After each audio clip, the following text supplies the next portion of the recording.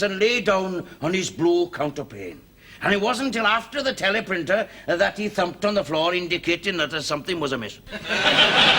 Always considerate to others, he was. Yes. Sunday he was very weak. Oh, very weak. Didn't come downstairs at all. Even though Harry Seacombe was on stars on Sunday? Yeah. And Mr. Simmons come round on Monday dinner time, but he was very, very weak, but he tried to rally. Oh, he tried to rally, as if he were hanging on for something. I think it was the 1:30 at Cheltenham. Well, peace.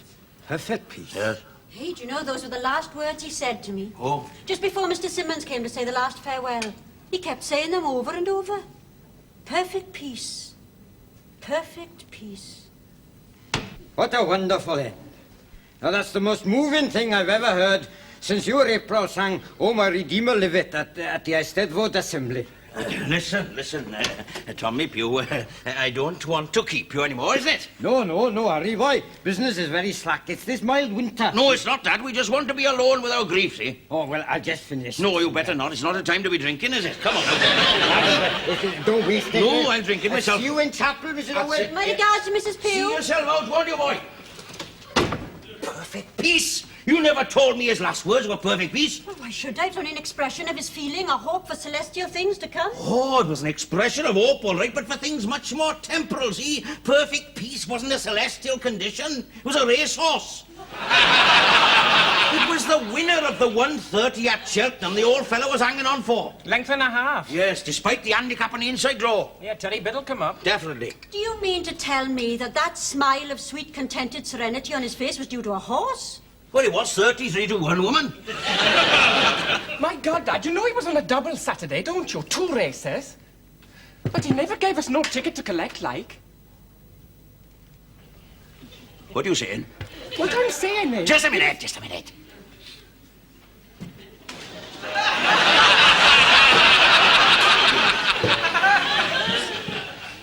What you're saying is... He must have kept the ticket because he was on a treble. God preserve us. Saturday, I know he was on Credo's daughter, Sedgefield. Under to 30. Then Chepstow, Silvermine. 13-2. Yeah, all riding on perfect peace. My God. Some hope of perfect peace he's got in there with you two shouting the odds. But don't you see what this means? Don't you realise the significance of a treble, woman? Have you learned nothing in life? Assuming his normal state. I'm ahead of you, boy. I'm ahead of you. Listen, 100 to 30, that's all going at 13-2 plus his original stake. That's one. That's carry 5 or 7. My God. £848.42. Approximately. Less tax. No, I've allowed for that. Well, there's been no more cause for celebration in these valleys since Elizabeth Taylor and the Burton boy called it the Jolly Milkman to spend at Jimmy Riddle. Don't worry. Here we are, boy. Come on. Let's get going by there, see. That's it. Nothing very pious about you drinking now, is there? Listen, woman, it's the last bottle of Australian sherry to come into this house. From now on, it's nothing but the best that Cyprus can produce. I'll buy a motorbike. A Japanese one with a devil's head painted on the pillion. Before you get carried away with thoughts of living like the Onassis and filling the house with crates of Cyprus sherry, I can think of something to take the smile off your faces. Oh, what's that? Where's the betting slip, then?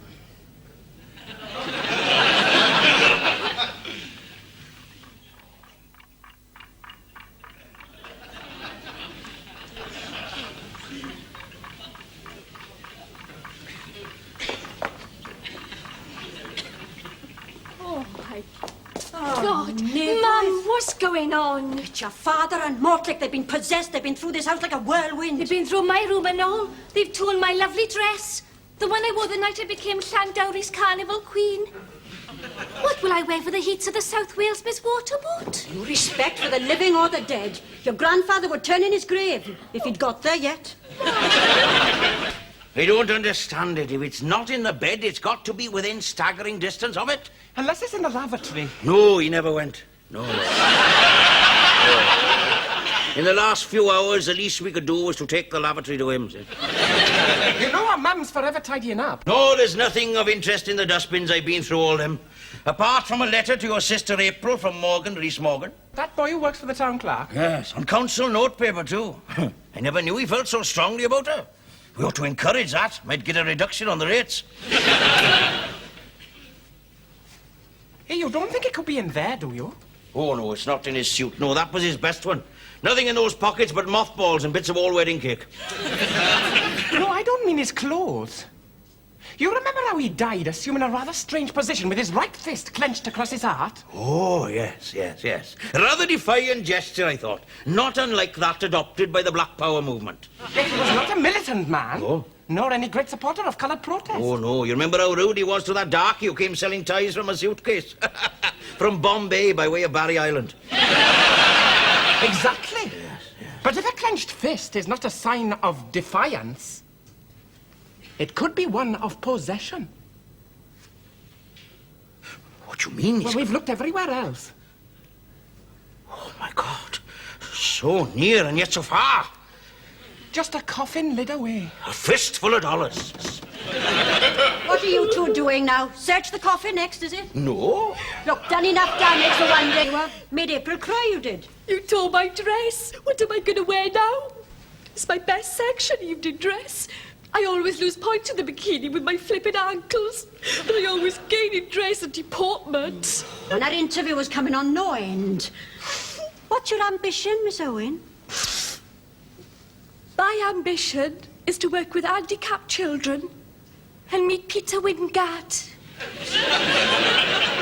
Listen, if I find this betting slip, I'll buy you, Peter bloody Wingard.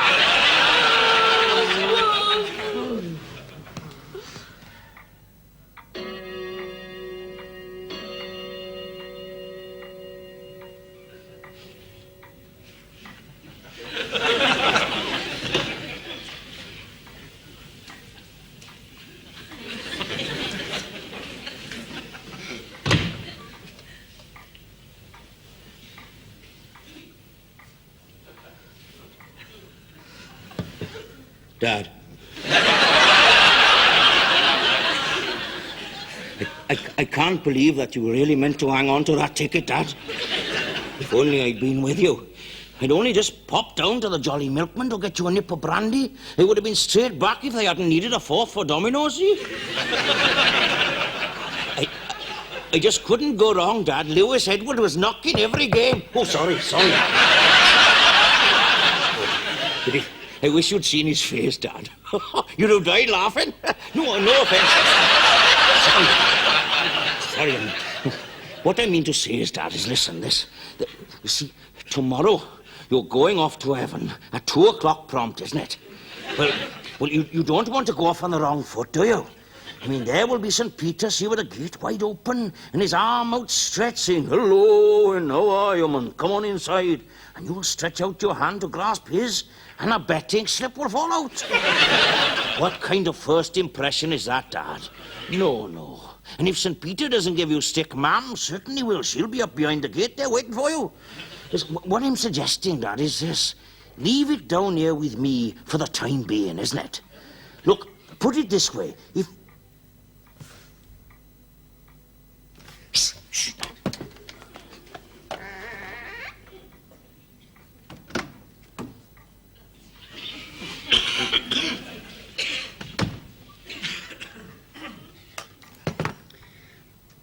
Listen, Gramps. I've lain up there for hours waiting for some divine sort of guidance. And then it came to me. You were only clutching that ticket in your hand to keep it from Dad, knowing how he would squander it in an orgy of self-indulgence. But you know that I'll use it fairly and wisely. A new coat for Mum with fur trimmings round the collar.